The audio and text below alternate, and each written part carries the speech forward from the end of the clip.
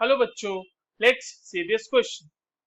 In which of the following reactions will the equilibrium mixture contain an appreciable concentration of both reactants and products?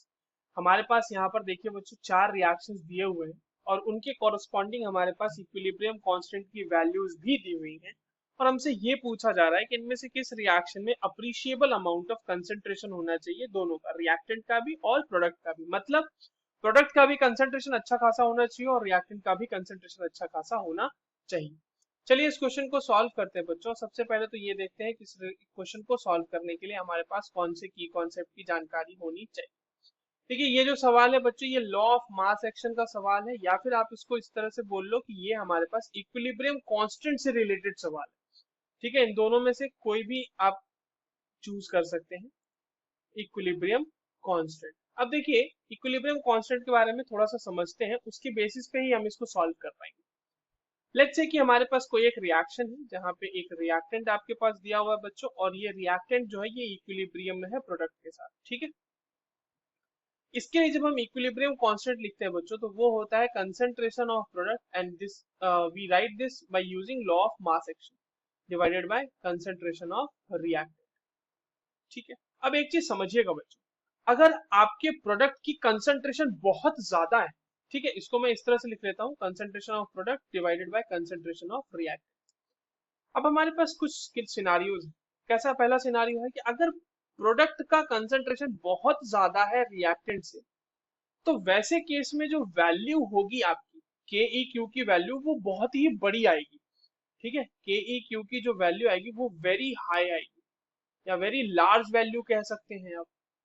अगर similarly यहाँ पे उल्टा हो जाए कि जैसे प्रोडक्ट का कंसंट्रेशन बहुत ज्यादा था ना रिएक्टेंट से, अगर यहाँ पे ऐसा हो जाए कि प्रोडक्ट का कंसंट्रेशन बहुत ही कम हो जाए रिएक्टेंट के कंपैरिजन में, तो वहां पर के ई क्यू की जो वैल्यू आएगी वो बहुत ही स्मॉल आएगी, वेरी स्मॉल आएगी, है ना। आपको 10 टू दी पावर माइनस के रेंज में कुछ देखने को मिलेगा। के ई क्यू की वैल्यू जब बहुत ज्यादा है पहले केस में, तो वहां पे 10 टू दी पावर आपको बहुत बड़ी वैल्यू देखने को मिलेगी। पर अगर आपके पास प्रोडक्ट सिर्फ ज्यादा है, सिर्फ थोड़ा सा ज्यादा है मान लो रिएक्टेंट से, या दोनों का कंसंट्रेशन अच्छा खासा है, तो के ई क्यू की जो वैल्यू आएगी वो बहुत ज्यादा नहीं आएगी, not very small not very large, इस तरह से आप कह सकते हैं। ठीक है, तो ये जो होगी ना, आपको मॉडरेट वैल्यू इसकी मिलेगी कहीं ना बीच में आसपास। अब आप आ जाओ अपने ऑप्शंस की तरफ। देखो पहला ऑप्शन जो है बच्चों, आपके पास reaction Cl2 giving 2Cl gas, इसके लिए Kc की वैल्यू आप देखिए 10 टू दी पावर-39 के रेंज में आ रही है, बहुत ही कम वैल्यू आ रही है। इसका मतलब इसके केस में रिएक्टेंट बहुत ज्यादा होगा, प्रोडक्ट बहुत कम होगा, और हमें ऐसा मिक्सचर फाइंड आउट करना है जहां पे कंसंट्रेशन दोनों के लगभग अच्छे खासे हो। बी तो ये तो नहीं हो सकता हमारा।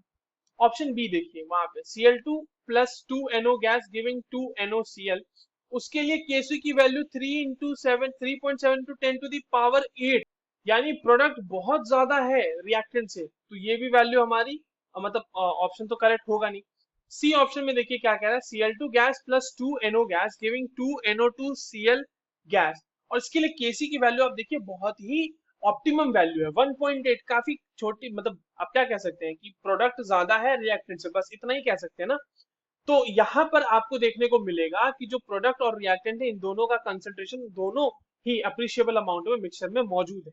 तो वहीं पर तो ये हमारा आंसर हो सकता है। ऑप्शन डी भी देख लेते हैं, H2 gas plus sulphur solid giving H2S gas, वहां पे केसी की वैल्यू देखो 10 टू दी पावर अगेन 5 के रेंज में, बहुत बड़ी वैल्यू, यानी कि प्रोडक्ट आपका ज्यादा होगा रिएक्टेंट से, तो ये भी आंसर हमारा नहीं हो सकता।